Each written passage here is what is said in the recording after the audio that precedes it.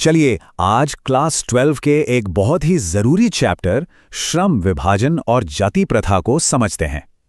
यह चैप्टर असल में डॉक्टर भीमराव अंबेडकर के उन दमदार विचारों पर आधारित है जिन्होंने भारतीय समाज को देखने का एक बिल्कुल नया नजरिया दिया।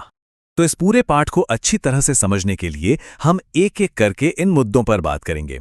सबसे पहले डॉक्टर अंबेडकर और इस पाठ के बारे में जानेंगे, फिर समझेंगे कि जाति प्रथा को वो इतनी बड़ी समस्या क्यों मानते थे। इसके बाद उनके आदर्श समाज का सपना कैसा था वो देखेंगे, और हाँ, परीक्षा में अच्छे नंबर लाने के लिए क्या क्या लिखना जरूरी है उस पर भी बात करेंगे। आखिर में सब कुछ जल्दी से दोहरा लेंगे।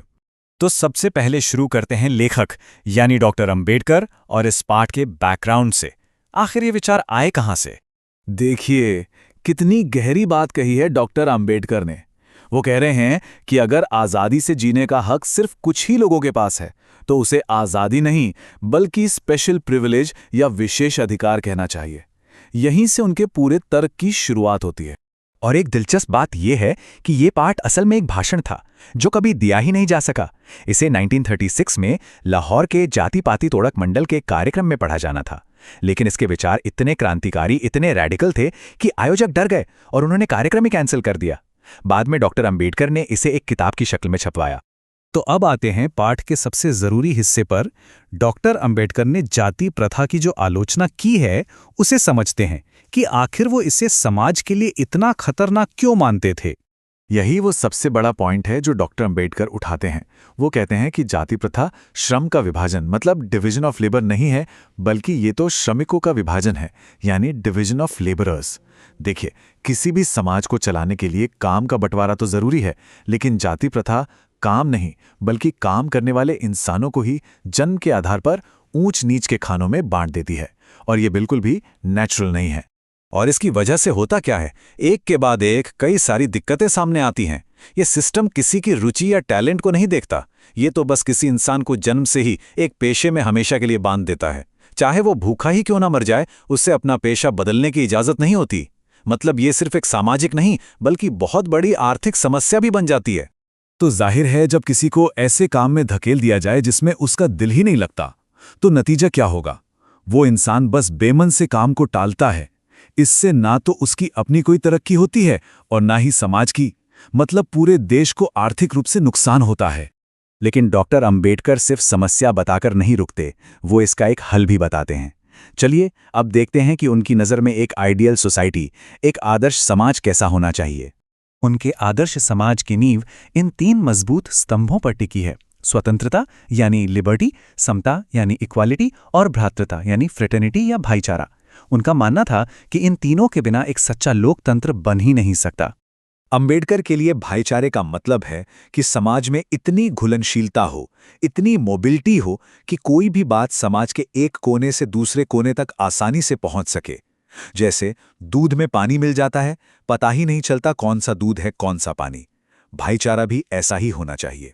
लोकतंत्र सिर्फ वोट देना नहीं बल्कि साथ मिलकर जीना है। उनके लिए आज़ादी का मतलब सिर्फ यहां-वहां घूमने की आज़ादी नहीं था। असली आज़ादी तो तब है जब हर किसी को अपना पेशा, अपना काम चुनने की आज़ादी हो। अगर ये आज़ादी नहीं है तो वो इंसान एक तरह से गुलाम ही है, दास है। अब यहाँ एक सवाल उठता है कि क्या सब लोग बराबर हो सकते हैं? डॉक्टर अंबेडकर भी ये जानते थे कि हर इंसान की क्षमता अलग अलग होती है, लेकिन समता का सिद्धांत ये कहता है कि समाज की जिम्मेदारी है कि वो हर एक इंसान को अपनी क्षमता को निखारने के लिए बराबर मौके और बराबर सम्मान दे। चलिए अब उन खास पॉइंट्स पर फोकस करते हैं जो एग्जाम में जवाब लिखते समय बहुत काम आएंगे। दास्ता या गुलामी की ये परिभाषा बहुत जरूरी है, इसे अच्छे से समझ लीजिए। अंबेडकर कहते हैं कि गुलामी सिर्फ कानूनी नहीं होती। अगर किसी इंसान को मजबूर किया जा रहा है कि वो किसी दूसरे के बनाए नियमों पर चले तो वो भी गुलामी ही है। तो अगर एग्जाम में सवाल आता है तो इन 5 पॉइंट्स के आधार पर एक बेहतरीन जवाब लिखा जा सकता है। पहला, जाति प्रथा श्रमिकों का विभाजन है। दूसरा, ये आर्थिक रूप से नुकसानदायक है। तीसरा, आदर्श समाज के 3 आधार हैं: स्वतंत्रता, समता, भ्रातृत्व। चौथा, भाईचारा ही लोकतंत्र की असली ताकत है। और पांचवा, असली आज़ादी पेशा चुनने की आज़ादी है। आइए अब फटाफट एक बार देख लेते हैं कि हमने आज क्या क्या मुख्य बातें सीखी ताकि सब कुछ अच्छे से याद रहे। तो कुल मिलाकर डॉक्टर अंबेडकर का यही कहना था कि जाति प्रथा सिर्फ एक सामाजिक बुराई नहीं है, बल्कि ये एक आर्थिक और मानवीय समस्या भी है।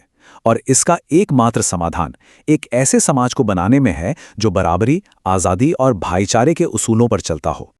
बस ये 3 बातें याद रखनी है। पहली, जाति प्रथा काम का नहीं, काम करने वालों का बंटवारा है। दूसरी, एक आदर्श समाज के 3 तत्व हैं: स्वतंत्रता, समता और भ्रातृता। और तीसरी, जाति प्रथा से देश को आर्थिक नुकसान होता है। ये 3 पॉइंट्स इस पूरे चैप्टर का निचोड़ हैं।